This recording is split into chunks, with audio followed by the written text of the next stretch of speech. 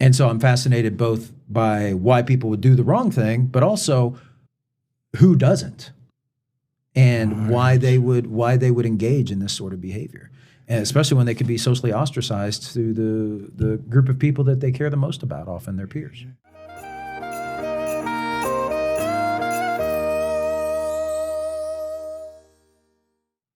Hi, welcome to the Dr. Gill Show. This is where we talk about medical matters that matter to you. My guest today is Dr. Dennis Bledsoe. Welcome to the show, Dennis. Thanks for having me. I appreciate it. Dennis is a good friend of mine. We've known each other for years. And Dennis, you go by Buzz, don't you? Yeah, I was going to say, Dennis is not what people call me. That's my government name. Your government name. So, yeah, I prefer Buzz, definitely. So I'm going to call you Buzz. That's how I've known you for years. Buzz is a friend of mine. We both have boys in Boy Scouts. We've gone on high-adventure boat trips in the Caribbean together, mountains, camping, the whole deal. So Buzz and I go way back. Now, Buzz is a PhD doctor, what my dad would say, a real doctor, piled higher and deeper. There you go. And your PhD is in sociology. That is correct. And you have a fascination with human behavior. Yes. And you like to know what makes us tick and why we do things. Well, I would like to know. I'm a student of human behavior, right? So okay. I'm interested in why people do the things they do, and I'm really interested in trying to get people to maybe have more insight into why they do what they do, and how they can control, maybe adjust what they want to do in the future to live the kind of fulfilled life they want to live. Yeah, so for life, it's not to control someone like a dystopian dictator, is to provide insight. Yeah, less Machiavelli and more counseling, more beloved coach rather than benevolent. dictator. Yeah, it's from a benevolent position. Absolutely. I just want them to live the best life that they want to live. You know, you're a certified behavioral analyst. Board certified behavior analyst, yes. Board certified. You have a individualized support living home or a group home. I'd like to talk about that near at the end of the discussion, near the end. Of course.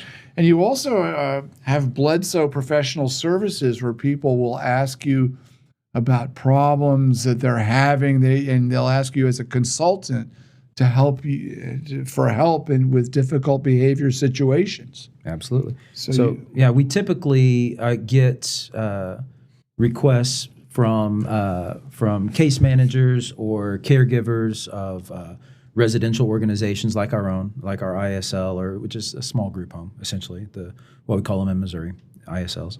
And people will have difficulties, people with Down syndrome, on the autism spectrum, various developmental disabilities. They'll be in residential placement. Within this placement, most people do great most of the time. The people that they call us about are the people that are not doing great. The people that are, say, if the police are called, they charge the cops and try to gouge the cops' eyes out. Or not good. The people who will bite themselves until they bleed on a routine basis, or engage in a variety of self-harm behaviors, such as laying down in the highway when oncoming traffic is coming, and things of this nature. And so it can be very complicated, as human behavior is. And when the usual tricks don't work, they call us. They call you. Wow, that's just fascinating. And I want to get the conversation to that and the actual nuts and bolts of what you do and why somebody might want to contact you for advice and whatnot. But I find your personal story, Buzz, very interesting, and it kind of takes us into how you got to be where you are now. Now, didn't you go to undergraduate school pretty much assuming or thinking you were going to be a police officer? Yes. Tell me about that. I completed my undergrad at Columbia College here in Columbia, Missouri, and with a minor in criminal justice, and I wanted to go be a cop. And I thought that to be a good cop, and also I was in the National Guard at the time as well, and so I wanted to be able to progress in my career as an officer in the National Guard. And you can't really make lieutenant colonel without at least a master's degree. It's not a hard and fast rule, but that's, if you look around, that's pretty much. Now, do you need a college degree to be a cop, just a regular cop? You need a high school degree. You typically do not. It's not required in Columbia, but almost all the police officers in Columbia do have at least an undergrad degree. Have bachelor's degree. And at larger police organizations like Metro St. Louis, Metro Kansas City here nearby, most of those people will have undergraduate degrees. Have college degrees. Now, I think the technical requirement is 60 hours of college credit, so the equivalent of an associate's degree to get in. And then people will consider after duty time or other military experience as well, and so that can play a role. But after I graduated from Columbia College, I went to Mizzou to get my master's, and they didn't have a criminology program, so I looked into sociology and got interested in that, and actually wrote my thesis on problem behavior with police misconduct, both police. Oh, interesting intersection. Right, yeah. So I'm trying to figure out why good people do bad things, because I mean, fascinating. And maybe it's naive being a white guy in the Midwest, but you think of the cops as the good guys, right? Right. And so why would cops beat people almost to death? Why would they use excessive force? Why would they be on the take and be skimming money or drugs or shaking people down for sexual favors and things like this? I'm trying to understand this. This is vitally important, Buzz. Absolutely. To understand this. I wish I knew the answer. I researched it for a couple of years, and I ended up having more questions than answers. There are a lot of different theories in sociology, from conflict theory to basic social psychological theories on why cops do what they do. But it really seemed to come back to identity and the stories that people tell about themselves would be one of the core determinants on what people would do and not do. If there's a line that they would cross or not, and in the face of peer pressure. Anybody can do anything if there's enough peer pressure. Yeah, people don't realize that. That's how people charges the beaches on D-Day. They were there to save their buddies, and they were, in literal death. They're seeing their buddy's head explode next to them. Right next to them. And still they charge those beaches. And part of what you do there is you're going forward. And that's its own sort of bravery. But another form of bravery is to stand up when there's peer pressure to do a thing, or to not report a dirty cop, for example, and to stand up and do the right thing. And so I'm fascinated both by why people would do the wrong thing, but also who doesn't, and why they would engage in this sort of behavior, and especially when they could be socially ostracized through the group of people that they care the most about, often their peers. Now, you mentioned World War II. Another thing that's so perplexing is if you look at the Nazi guards at the concentration camps, they'd go home to their families and be regular dads and moms and raise their kids and be loving people, and then they'd go in the camp and be absolute I don't even have words for it. They're monstrous. Monstrous. Absolutely.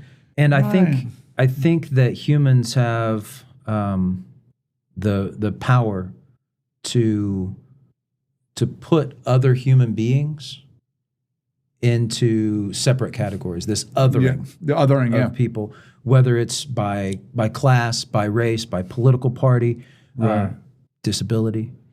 You look at different aspects. Every person is unique. Right. Every person is like a snowflake, right? And they're shaped by unique behavioral histories, by unique genetic factors, by all these different characteristics of that, many of which are socially constructed. I learned through my training in sociology, race, class, gender. A lot of these things are constructed in different times in different ways by different groups of people. Mm-hmm. You can't just make up your own. It has to be agreed upon by your society, right? But it's shaped in different ways. Right. So we're all these unique snowflakes. And yet, you can predict how much it's going to snow. how snow is going to behave in certain conditions and things like that. And so there's certain aspects of behavior that we can understand, at least for groups writ large. And then we also have techniques to be able to figure out, using a person as their own control in small study samples and small n samples and things like that. We can use the science of behavior analysis to help us figure out what works for this person, what can give us causation, not just correlation. What turns that behavior off for this person or turns it on? And reliably improve it or change it. Absolutely. You're saying. And socially significant improvement in behavior is our goal. We don't look at a 10% change in a person biting their flesh until they bleed. We want a person to no longer need to bite their flesh until they bleed. Right. We want to teach them a way to get what they want or need without resorting to that sort of problem behavior. We want them to be able to get that itch scratched through something that will be more socially acceptable, but also less harmful to themselves. I mean, when is it fun to split your own face open by smashing it into, a hard metal object in the bottom of your closet, like one client that I work with? Or you had a situation where you had to try to figure that out and make it better, and we did. And you did. When we first worked with this client, they had come from pretty horrific circumstances. The mother, I don't know that she was diagnosed with an intellectual disability, but I would argue she was not the sharpest tool in the shed. This individual's mother. Her mother. So this individual was shaped by that. Yeah, and the mother also struggled with a lot of substance abuse issues and abject poverty and several different issues. Right. She's charged with dealing with a young lady who's pretty significantly on the autism spectrum. Okay, and so she's trying to raise this person. Well, she wants to go out and party, she wants to go out and score, she wants to go out and work, she wants to do these different things, and whenever her support system would fall through, she would just strap this person down. She would actually physically tie her down and leave her. And go out. And so this person wasn't able to ask for help. There was nobody to ask. Her words weren't honored when she did ask. And so what did she do? Well, sometimes she needed to go to a safe spot. She'd hospitalize herself. How did she do that? She would harm herself. And so I encountered this lady when she had social services had already gotten involved and intervened, and she'd gotten a placement in an ISL, much like what I run. Not mine, but a different one. And the staff people were very caring and very understanding and very nice, and a problem would present itself, and she would harm herself. That was her pattern. That's the shape of her snowflake. Right? That's that, and it actually makes a lot of sense if you understand a little bit about the pattern of behavior, or about the behavioral environment that she was in. What worked? What got her results? Well, that was self-harm. And so by teaching her and her staff people to help her find ways to escape from situations that were uncomfortable, or to be able to get help when she needed it, or to get space and to feel safe when they were pressuring her about something. By teaching the staff people different techniques, the caregivers, we were able to significantly reduce her self-harm to where now she will go for months and months at a time without any self-harm at all. That's wonderful. And I want to clarify something, because the word snowflake has been hijacked. Okay? It's all context, right? When we say snowflake, what we're talking about, it turns out every snowflake is unique. And you look out at the snow, right? Trillions and trillions, bazillions of snowflakes coming down. Yet they're all different. Every snowflake is different. Yeah. There are so many atoms in a snowflake that there are so many more possible combinations of the atoms in one snowflake than all the snowflakes in history that ever will be. So it's why we're talking about a unique person, not a fragile person who's going to melt. And it could have been grains of sand, or it could have been any other metaphor, right? So they're all unique. The stars in the universe that we have with all these different things. So that's what we're talking about when we use the word snowflake. But yeah, I'm clarify that. People don't think we're talking about weak people, or we're going to and we could shrink under pressure. No, I'm going to leave that alone. Okay. So, Buzz, I want to go back to your story, how you got to this place in your life. So, after college, you went into the armed services. National Guard. So I was in the Guard. I joined, let's see, in 1996. I went through basic training with the intent to go through ROTC and get the first 2 years caught up by going through basic training. And then I got in and decided the ROTC wasn't for me, and I ended up going through Officer Candidate School, which is for enlisted people with a degree. So I finished my college while I was in the Guard and going through Officer Candidate School. Okay. I finished that up, got my degree, got commissioned as a Field Artillery Officer, first of the 128th Field Artillery Battalion in Missouri National Guard.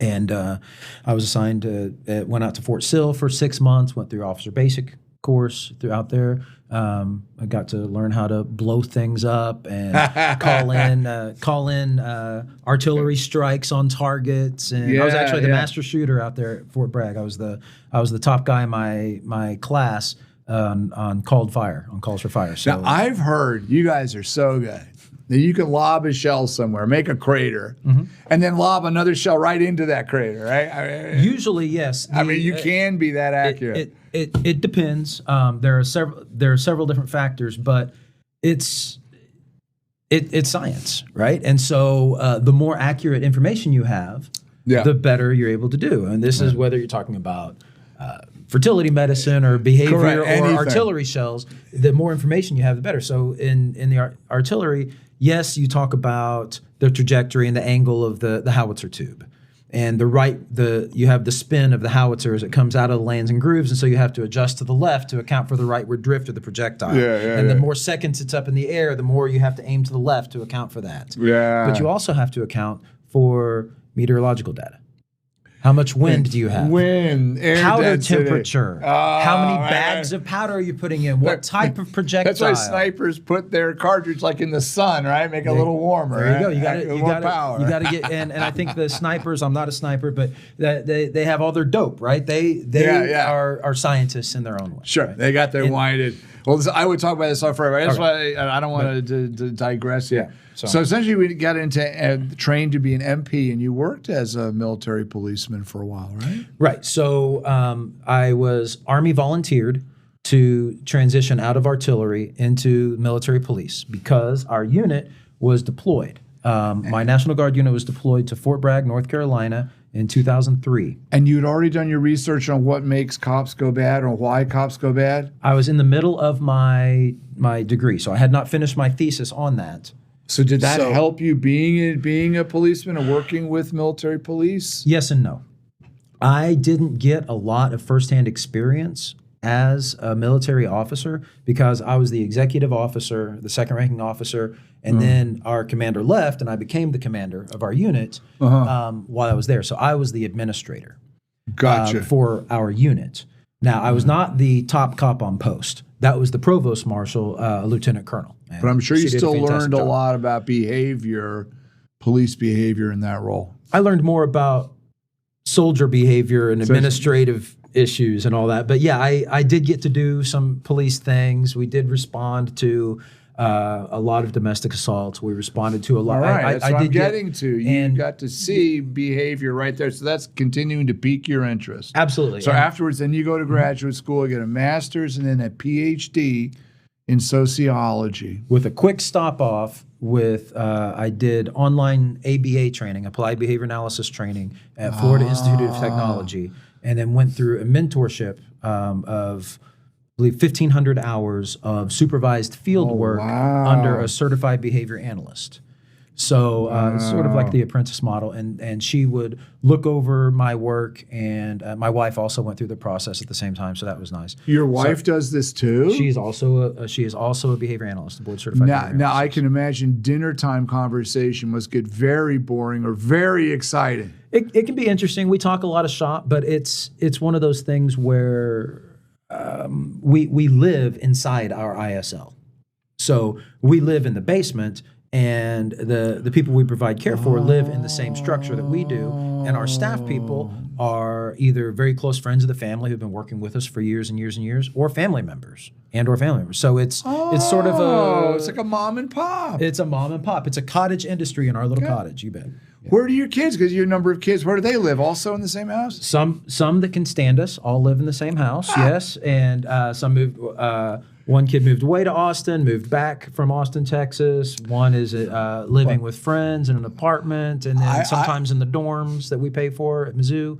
But Gotcha. yeah, So they're getting to college age, some of them. Yeah. But I see a sitcom here. Oh boy! If there's any producers out there, whatnot, if you want to model a TV show around the Bledsoe ISL, it's never dull. And, never dull. And one of the things that's interesting, the ISL, it started out working for another organization. So both when I first met my wife, Michelle, she was a manager and what's called a live-in staff person in the same house, the same structure that we live in, for a different organization.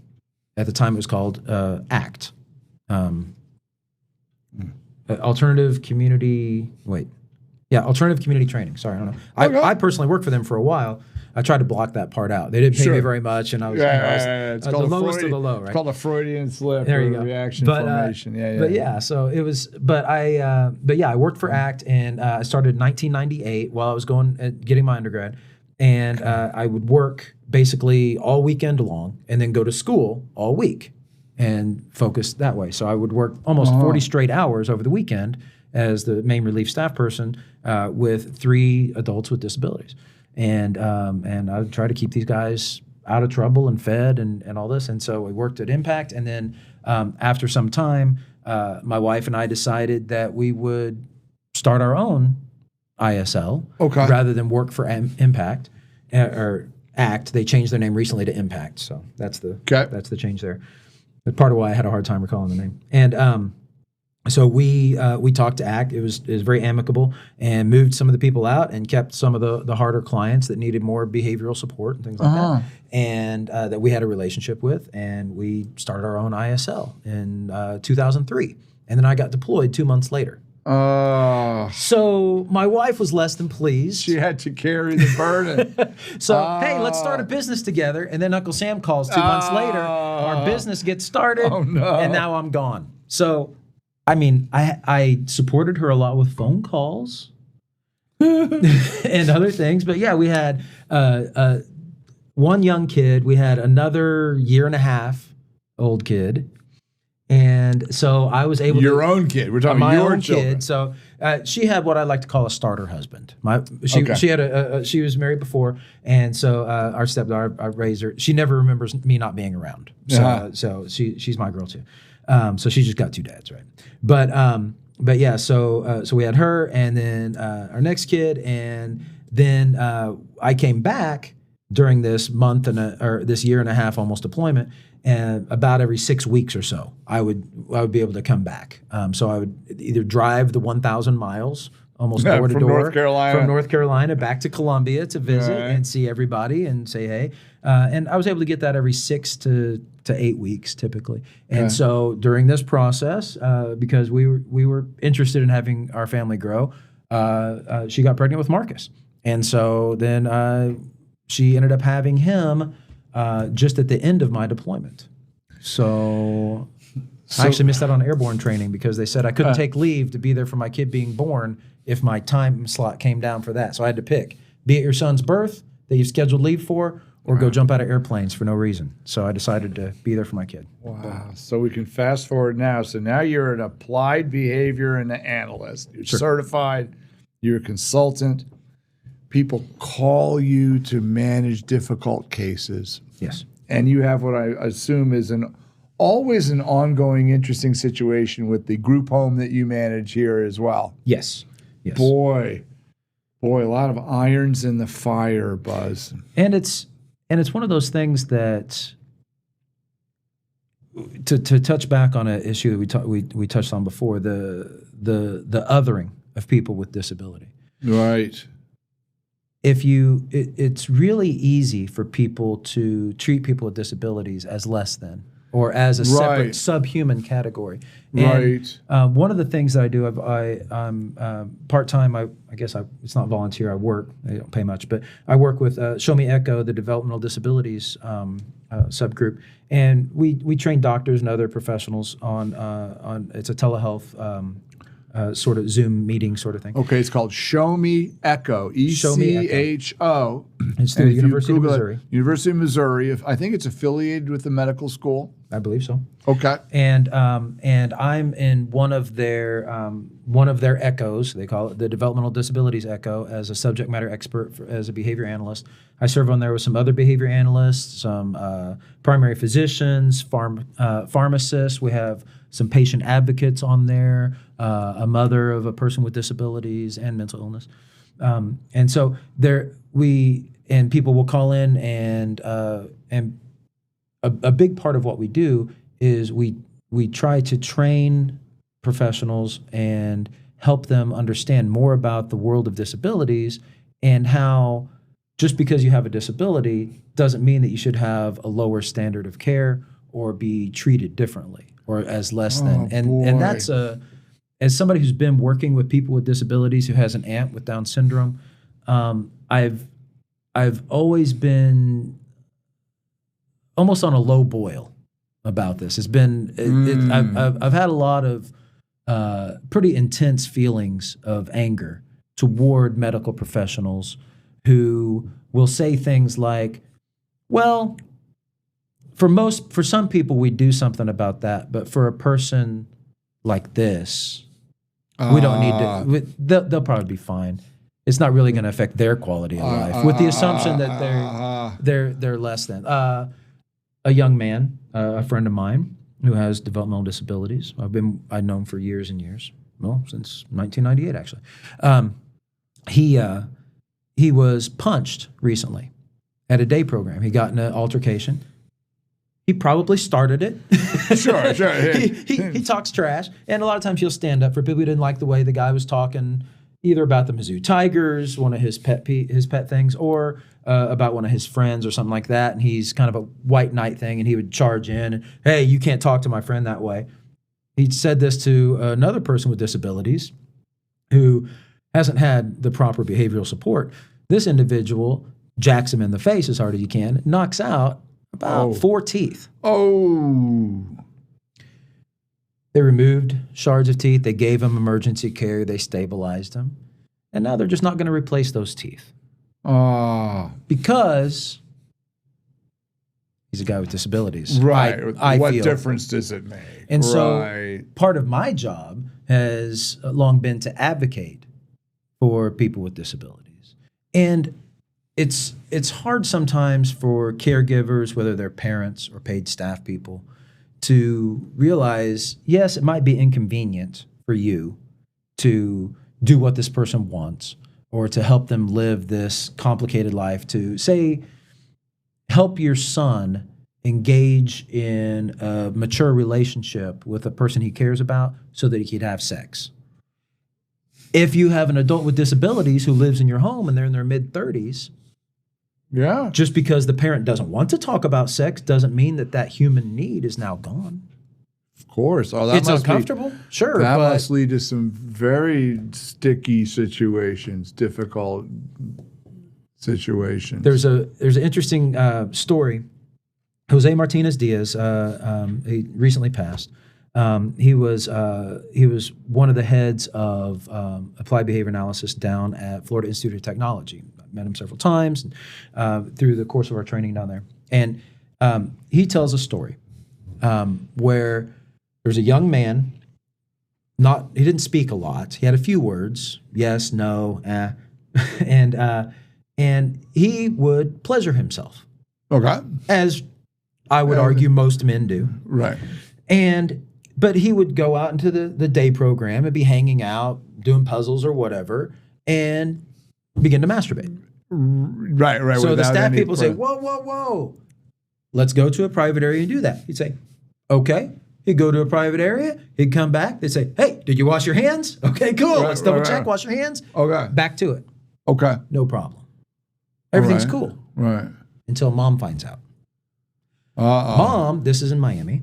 Mom is very, very, very devout Catholic. Okay. And she says, not only is that behavior a sin, but I am his guardian.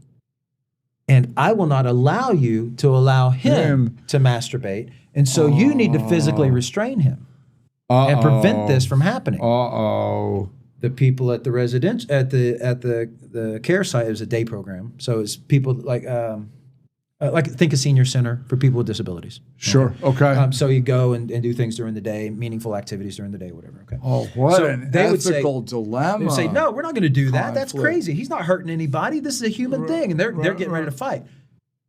Enter Jose Martinez Diaz, Dr. Jose. He comes in, sweetest man you'll ever meet. And so he comes in and he says, so what's the problem? And she tells him, it's this religious thing. He's like, I know a priest who has worked a lot with this population, with folks with autism, with folks with disabilities. What if we talk to him? Would a priest's opinion on this help you? Yeah, that would be helpful. Brings in the priest. The priest says, no, this is one of God's children. God is not going to hold this against this child. He doesn't know what he's doing. There's no ill intent. There's no problem. I promise you, his soul is right with the Lord.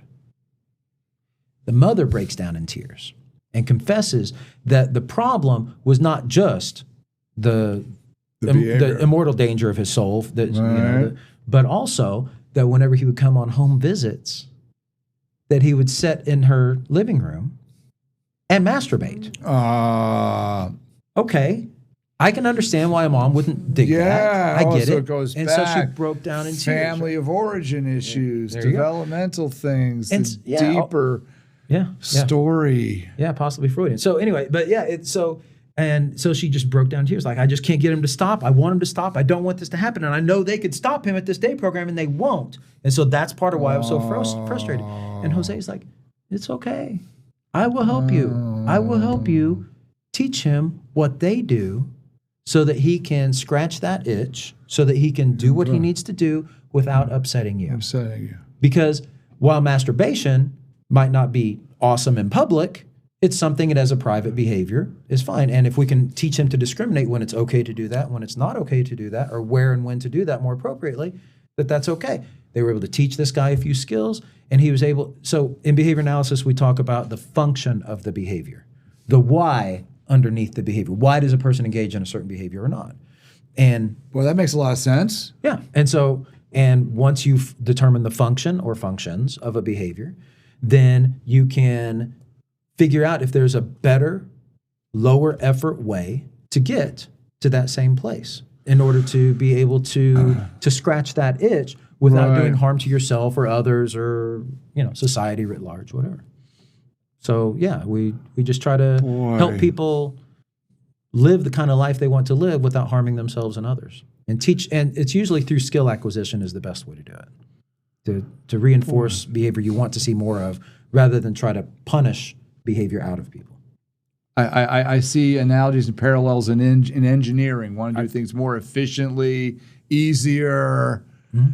There's a whole subfield of behavior analysis called behavioral economics, and they actually they talk a lot about this. The OBM, where they talk about how to use these sort of technologies, these behavioral technologies, to help organizations, to encourage people to engage in the kind of behavior they want them to engage in. And a lot of them are corporate entities, but there's no reason that prisons couldn't be run in better ways. Right, right. A huge amount of need. Boy, this is fascinating. So, getting back to the group home situation. Sure. Are there enough group homes? Let's take it in America. How about just use our area here? Let's say in the Midwest. Are there enough group homes for the current needs? No. And we can't adequately staff the ones that we have. So there are a number of people who are suffering. A lot of families who are having to provide services that really take around-the-clock staffing, and they just do this out of love for free. As best they can. Yeah, and if they're lucky, they'll get some Social Security benefits for their child with full disability to defray some living expenses. But as far as to be able to replace potential lost wages or to get some respite, to get some relief or some training or some support, it's very difficult for a lot of people. So how, if this is a person with disabilities, clearly they don't have a high-paying job, they don't have high-paying medical insurance, they're, life hasn't been kind to them. I'm sure there's not many billionaire disabled people here to pay for this type of care. So how can one even find the funds to pay for a group home with the proper trained staff? Well, the funding is almost all Medicaid. So so you're all of a sudden you're coming in bare bones Medicaid. And a lot of that will be typically, I think it varies, but it can be for each individual between, I don't know, like say $175 to $200 per day, up to people that have to live by themselves for whatever reason, that say they're too violent toward other people or things like that. It could be $600, $700, $800 per day for one person. Sometimes you have 2-on-1 staffing and things like this. 2-on-1. Oh my goodness. And a lot of times that would be like people that need physical restraints. But I do want to back up a little bit. I think that it really depends on your definition of disability, on whether we have billionaires that are disabled or not. A lot of people point at Elon Musk and say, dude's on the spectrum. And I don't mean that in any sort of disparaging way. Some of my best friends are on the spectrum. It's fine.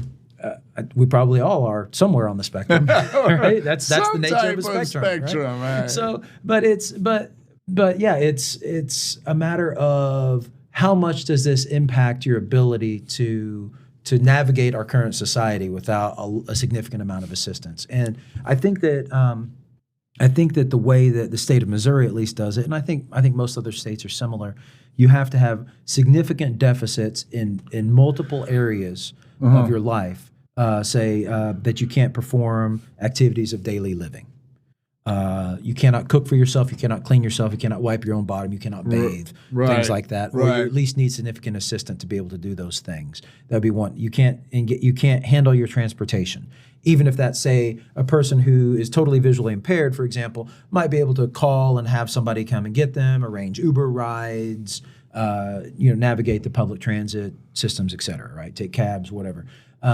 But if you're not able to do that because of intellectual disability and or other developmental disabilities, then maybe you need a staff person. And so you have to qualify, and I believe there are either 5 or 6 areas. There are different rubrics by different states, but I believe Missouri's has 5 different areas of living standards, like mobility, access to the community, activities of daily living. Can you handle your medical care, et cetera? Now, who does these evaluations? A social worker? These would be social workers, typically employed at the state or county level.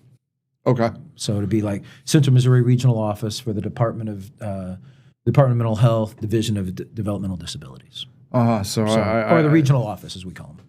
So, or it would be like in this area. Boone County Family Resources would be the Boone County local county entity that does essentially the same thing.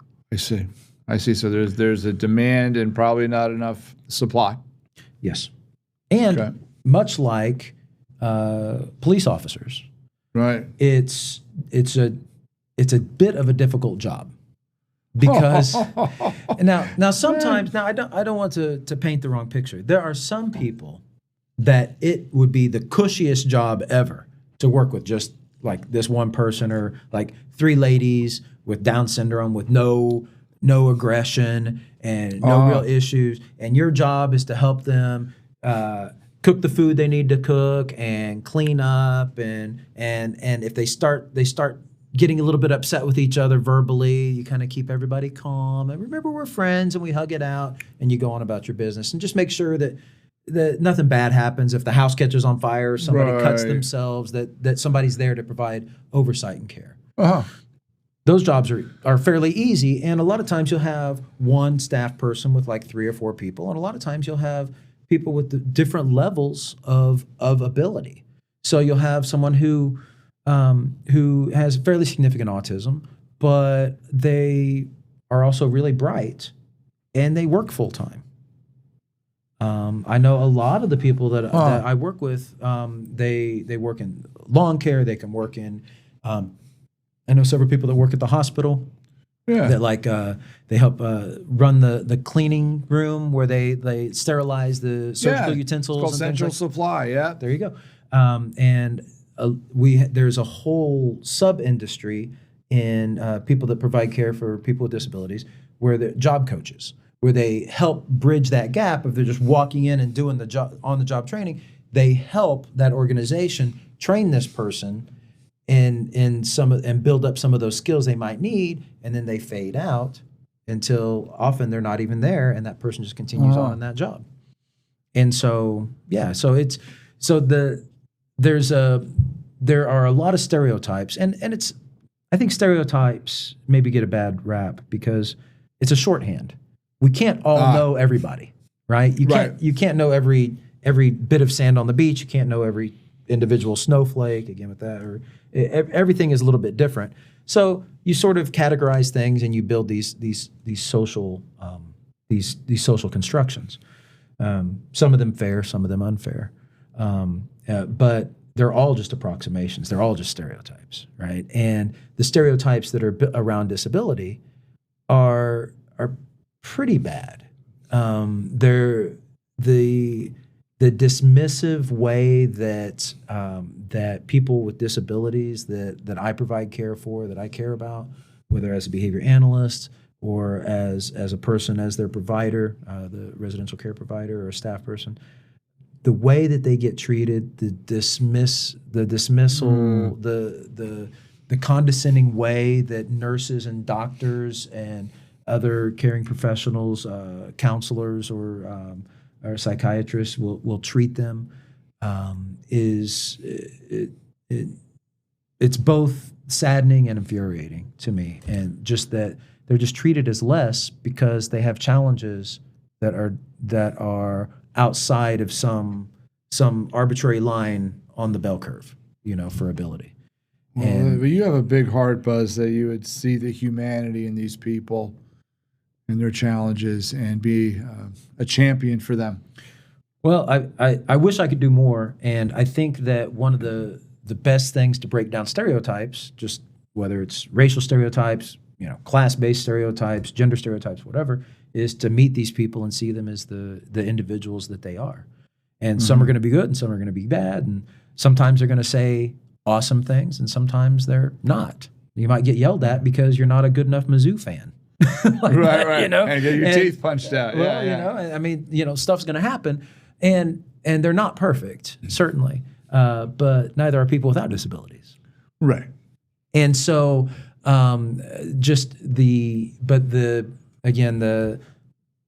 it's not very long since our society used to just lock these people away in lockdown institutions, and they'd never be seen again.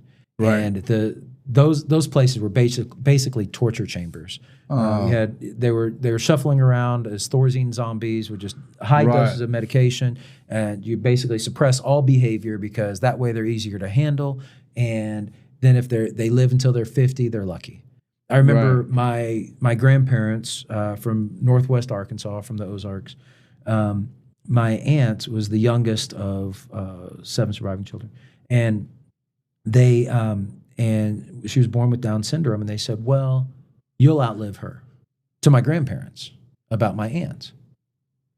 And my grandma was, like 42, I think, when she gave birth to her. Okay. But at the time, and what was that? Early 60s, like life 60, expectancy 61, wasn't long for people with disabilities in particular. And now, that they're being treated like more like humans. With not as much as I would like. Right. But they're getting access to mainstream medicine. They're having people advocate for them. It turns out they can live as long as everybody else if they don't get treated like pieces of garbage. Wow. And so, go figure. Right?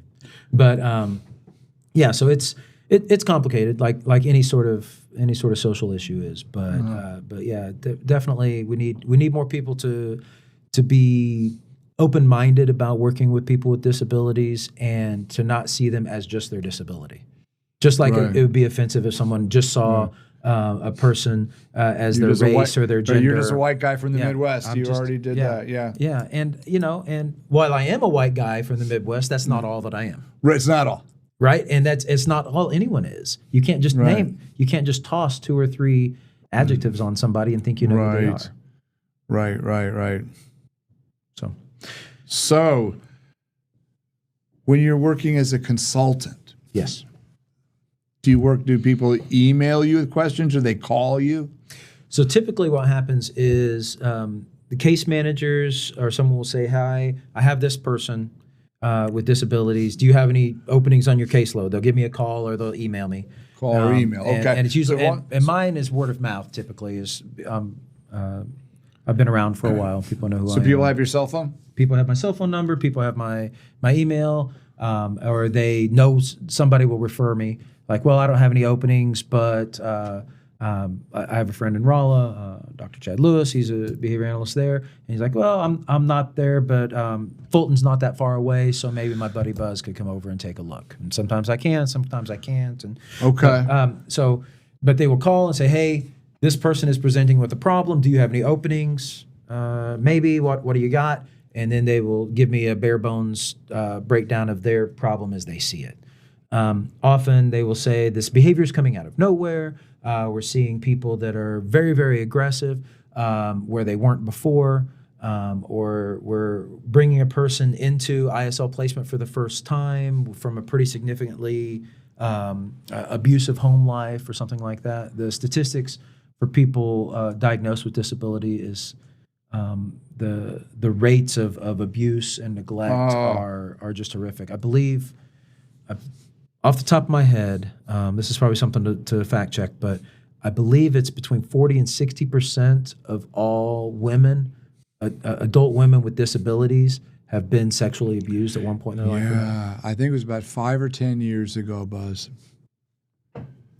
There was some young girl, I think she was in Washington State, it doesn't matter, and she was never going to develop enough to have the intellectual skills to take care of herself. Sure. And she was a girl, and the case went to, peer review, case review, or whatever. What's it called? Ethics board. And they just figured they would be best to do a hysterectomy and take out her ovaries or whatnot and keep her infantilized, right? And I remember these newscasters being outraged. They're doing this to this person, blah, blah, blah. Not realizing that if she were to become a woman with a girl's brain, the chance of her being sexually abused was very high. Well, and Very high was for her protection, and when you talk about the ethics of consent, Right. if a person is not their own legal guardian, Right. can they commit a crime? Can they provide informed consent on whether they want to have sex? Right. It's like They're you're in a- drunk. You can't say yes if you're drunk. But if you're never going to sober up, does that mean Right. you never get to have sex your entire life because somebody else has decided that you're not competent? It's a quagmire. And I think that some of the hand wringing about it that I share as a concern is it smells like eugenics. Because Yeah, that it is has part that- of the yeah. it shares Yeah. history with eugenics where Right. I believe it was in the Carolinas and across the United States, but a lot in the South, women had to make a choice. If you were on welfare and you had children, not disabled, but just if you were poor, Okay.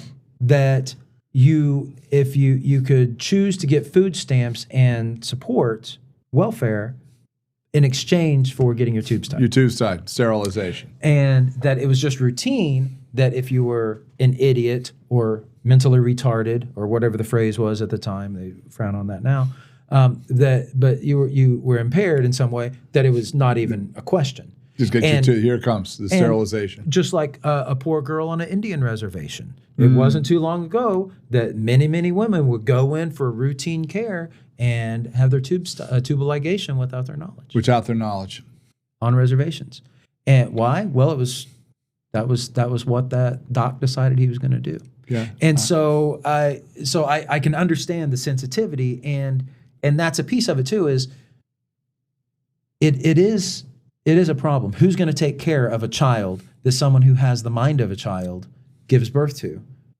But also, who has the right to determine that this person should not be able to have a loving relationship, a mature relationship? Right. Some of the most important things that I've done in my life are to have and raise kids with my wife. Right. And so for somebody to just say, because I've decided you fit in this on this part of the bell curve, you're not worthy of having a family?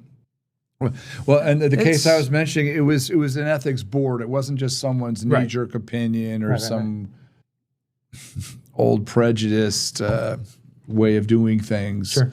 So these are not easy decisions. So you must have all kinds of difficult questions asked of you. So give me an example, Buzz. A recent call that you had, one of your colleagues called you. Give me some idea what type of behavior or situation you might get called on as a behavior analyst. Okay. To help. Okay, so there's a lady who has bounced from home to home, from ISL to group home to institution and to jail and back out again. She's late 20s. I've worked with her a couple of different times, and so I kind of know her general story. And she will engage in self-harm. So let's say a staff person comes in and says, "You need to go take a shower." He tells them to go fuck themselves. Okay. And so sometimes staff people will just laugh and go on like, "Oh, come on, you don't want to be stinky." It's like, "Okay, fine, she'll take a shower." Other staff people will try to come at her. And she's not really good at a lot of social things, but she is good at fighting. Oh. And she is good at always going one step farther than the staff person. And in situations where the staff person could physically beat her up, or she feels like that, and that she can't bully them and intimidate them physically with threats of harm, she'll grab a weapon. And the universe is a weapon if you're creative enough. Oh, yeah.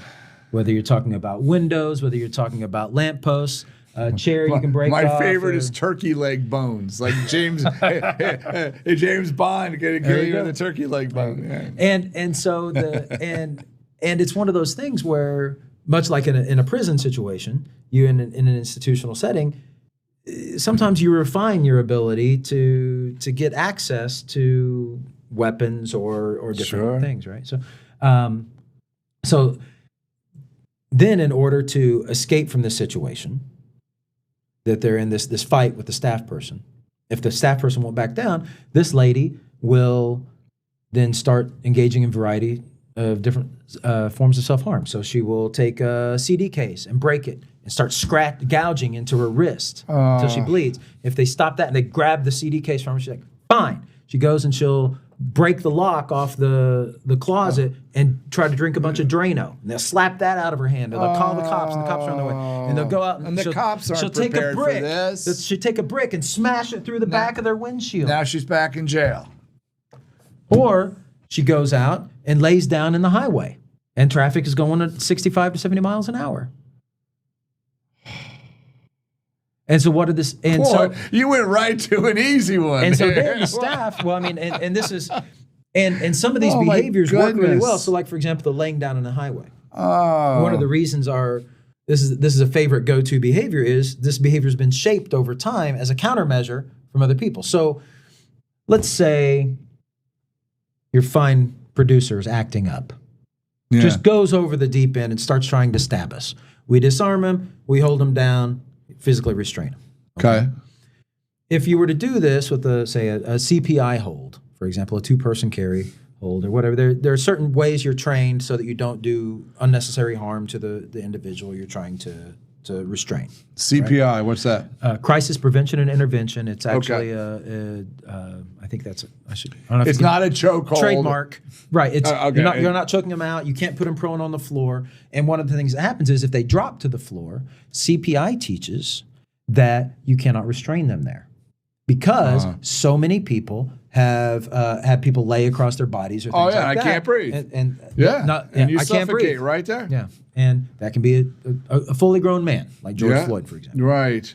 So so if a person drops to the ground, you're supposed to release them. And then if they attack you again or start to do something dangerous again, you have to re-engage them in the hold and hold them again. And then if they drop limp to the ground again, guess what you have to do? You gotta do it again. You have to release them. So this poor lady, and when I was laughing at this situation, not at her. This is so sad. So what did you advise them to do? Well, one of the things that we often try to do is point out the absurdity of trying to win an argument with somebody with disabilities. What are you going to do? Go home and say, yeah, I had a battle of wits with a disabled person and I won? Really? Did you win? Did you really win the prize, buddy? Right. That's not the goal here. The goal here is to support this person. So maybe instead of getting into a power struggle, instead of being like two rams on top of a mountain, butting heads, you will, no, I won't. I'm going to make you, no, you can't. Instead of that, instead of the power struggle, we try to get how can I help you get where you want to go? You're upset. You don't want to take a shower. Cool in the gang. I would like to go out, and there's a cute guy I thought you might want to meet, or a cute gal you might want to meet. So if you want to go stinky, that's cool. Could we at least, clean up a little bit, maybe a little deodorant? Oh, I'll take a shower. You change the timbre of the conversation. You change the tone. If you are there to help this person get what they want, yeah, you need to keep them safe if you can and help them, but you're not the boss of them. Well, that sounds more like it was a staff training issue than... It always is. It always is. And it's because the client is never wrong and the behavior is never wrong. The behavior is always right. The behavior is always being engaged in because it is effective or has been effective in the past. For that individual. And if we want them to engage in different behavior, we need to give them what they're getting with the behavior through alternative means with what we call a lower response cost, with less effort. So if I can ask you to give me a break, if I can ask you to go away, or I can do a symbol like this, whatever my communication level is, or you can just tell that I've had enough of you, and you can back off and give me some space, I don't have to smash my head against this table until I bleed to get you to stop talking to me. Now, I like talking to you, but if I didn't, there are several different ways that I could end this conversation, right? And so, and people with disabilities don't, and especially people that there's a lot of dual diagnosis, we call it, people that are both intellectually disabled and also that are diagnosed with mental illness. Right. Now, very difficult. My problems with the DSM are That's as the thick as the systems manual. It's what psychiatrists use to make diagnoses. The various criteria. Yes. I think it is a model that has been useful for some people in some situations, but it's caused at least as much harm as it's helped. And the reason is that we take meds and we pluck out a diagnosis based off a few little snippets, anecdotes often, of behavior. And then we dump medication onto this person and change their brain chemistry. Right. We didn't change their environment. We didn't address the functional needs that they have. We didn't address the why of their behavior. Right. We just changed their brain. And in America, that seems to be our current culture. It's much easier to be sick than to be bad. It's much easier for a person to be accepted to, you have an illness. It's not your fault that you're engaging in XYZ behavior. So we got a pill for that. We love to throw pills at everything because then you don't have personal accountability and personal responsibility. Now, my job is not to say, you're wrong here, you're wrong here. My job is to say, how's this working for you? Because you seem miserable. I would like you to get to a better place without all the negative side effects. And one of the cores, the key takeaways that I've gotten from my study of human behavior across sociology, across behavior analysis, is that if you can help empower people and you can reward behavior that you want to see more of, you can reinforce behavior you want to see, Right. that is a much better, much longer lasting effect on being able to nudge their behavior to their own benefit than any sort of attempt to punish behavior or to try to knock down behavior, reduce the frequency and intensity of behavior that you don't want to see. Right. So, for example, a lot of people just want behaviors to stop. They're having a behavior. Right. Okay, you're going to have to be a little more specific. And I'm thinking, okay, everything you're doing right now is a behavior, but whatever. So, but I know in the parlance that they're trying to say this person is engaging, often the client, and only the client, is engaging in behavior that I don't want to see. They don't talk about how they got screamed at by the staff person ahead of time. They don't want to talk about how this person is sexually frustrated and hasn't had an orgasm for a month. They don't want to talk about the SSRIs the person has just been pulled off of, or that the staff person is stealing from them, or that they're addicted to cigarettes and they haven't had a smoke in 3 days. But they're having a behavior, and I want you to come stop that. You go fix them. That's what they want. And what I do is I come in and I help teach them that their behavior makes sense given the behavioral context, and that if they want to change the behavior, they can change the behavioral context around this individual in order to change their behavior. They can reward behavior they want to see. They can build up skills the person has a deficit in. If they don't say they can't ask for help, but they can bash their head against the table really well, let's teach them how to ask for help and then give them help. And we can, and in behavior analyst school, they teach us tricks, right? So we know some of the different scales and the different times that we want to do this, the different, whether you use a variable reinforcement schedule or a fixed reinforcement schedule, for example. So you've heard of a slot machine. Oh, yeah. Okay.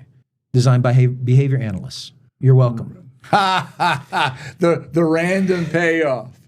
Random payoff. It's variable. Yeah, the variable, right.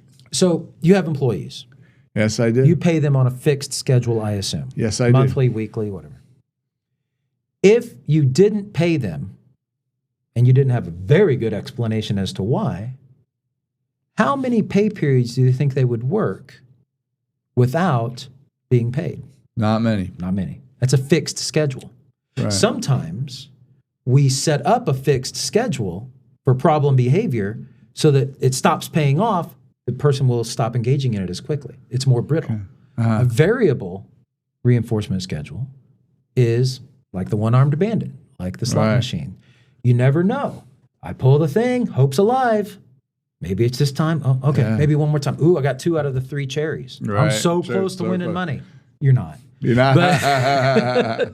But that hope is alive, right? So you never know. So if you paid your staff people, how often do you pay them? Every other week? 2 weeks. Every 2 weeks. So let's say that you paid them every 10 to 30 days. And then you didn't pay them for 2 weeks, 3 weeks, 4 weeks, maybe 5 weeks.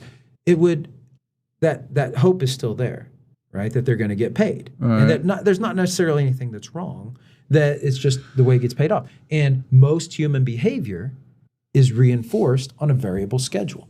Right. You might go home and say a certain thing to your wife and say almost the same thing every day. Some days is going to get one response. Some days is going to get a different response. Okay. Variable reinforcement schedule.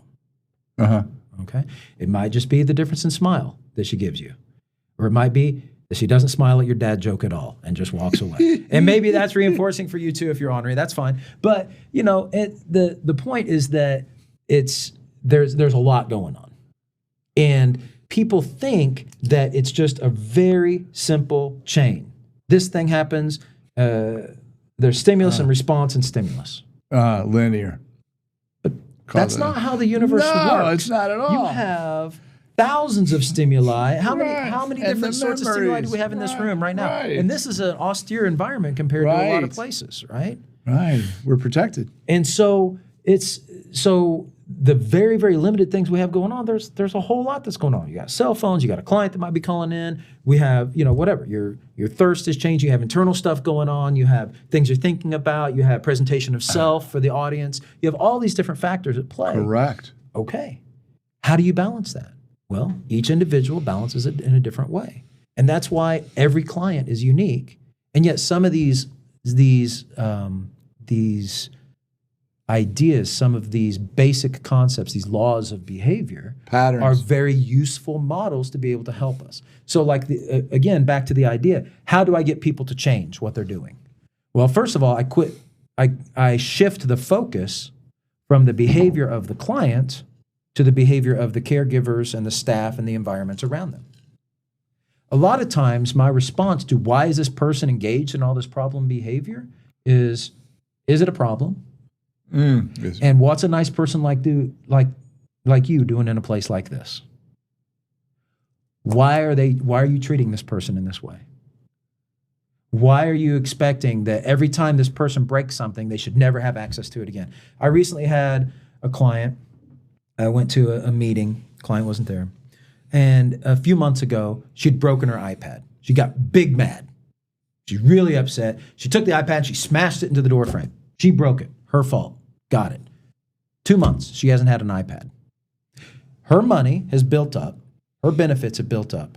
Her guardian, paid for by the county that she resides in as a public administrator, her guardian said, I don't, just switched. The previous guardian said, buy her a new iPad. Make sure it has a good case on it. Let's go. Because she likes to watch videos of some of her favorite people. I wouldn't watch all those Beyonce videos, but that's her jam. That's what she likes to do. Cool. Okay. The new guardian who took her place, bureaucratic switch in the office, said, no, if people break things, they shouldn't have access to another one. Really? It's her money. Right. And as a person engaged in behavior right there, I can't just reach over and tweak this lady's nose and say, how dare you? Why would you treat this person as less than you? But I was definitely thinking it. And so I made my arguments and I laid them out and said, look, she's already gone 2 months without this. Why punish her more? You don't need to punish her. She's had no access to this for 2 months. She regrets the decision she made. But the person that you are when you're extraordinarily upset is not the same person that you are on a routine basis. And in fact, in this particular person's case, that wasn't her fault. She was a person who comes from a very neglected, very abusive background with a lot of fear of being abandoned. Very limited social skills, very unable to advocate for herself. Her staff person decided she was going to take her to the mall and have her set on a bench at the mall while the staff person went inside and went shopping. An undetermined amount of time later, because the client couldn't tell us, another person from the organization, the residential organization, walks by and sees this lady sitting there, sits down next to her. 5 minutes go by, 10 minutes go by, 20 minutes go by, no staff person. Yeah, we got a problem. Yeah. Now, that staff person got fired. This person got really upset, the client, as she should. Right. She was abandoned and thought that she had always been told, the staff people are here to help you. They're here to take care of you. They're never going to leave you alone. And guess what? That was a lie. They did. And sometimes bad stuff happens. And sometimes, I don't know how many cases I've been involved with where we've had clients will engage in disruptive and dangerous behavior, and the staff person will do something they shouldn't do. Whether it's illegal, whether it's unethical, whether it's against guidelines. You would think it's just a little bit, but all the same sort of stuff that I studied in police misconduct, you can take that and lift it over and put it on our field as caregivers. And I think you would see as a very similar problem anytime you have a significant power differential. Anytime you have one group of people, say correction officers and inmates, nurses and staff people at a psychiatric institution, et cetera. You're going to see this, lower enlisted in their NCOs in the military. Right. You're going to see all these different sorts of things whenever you have this massive power differential and very limited effective means of being able to bring it to light and to be able to prevent it. Well, I'm so glad there are behavior analysts like you. I wish there were more. We're trying to grow more of them. Well, maybe this podcast can serve as a mini course or an introduction to this field, and you certainly can use this and link it to wherever. Hopefully, it will be of value wherever you can use it. I've learned so much from you, Buzz. This has been just a fascinating discussion. I would love to have you back sometime and we can get into Absolutely. the weeds and maybe some real life situations. You can kind of take a behavioral analyst view to things. Sure. And maybe you can help us through situations that might be of tremendous value. Well, I would like to learn more. I'm a student of human behavior, and if I have any insights, I would love to share it. As you can tell from this podcast, I enjoy the sound of my own voice, possibly too much, but I enjoy sharing. You're wonderful, Buzz. So thank you again for your expertise. Thank you for your time, and I really appreciate you being here today. Anytime at all. Thank you so much. It's great to see you.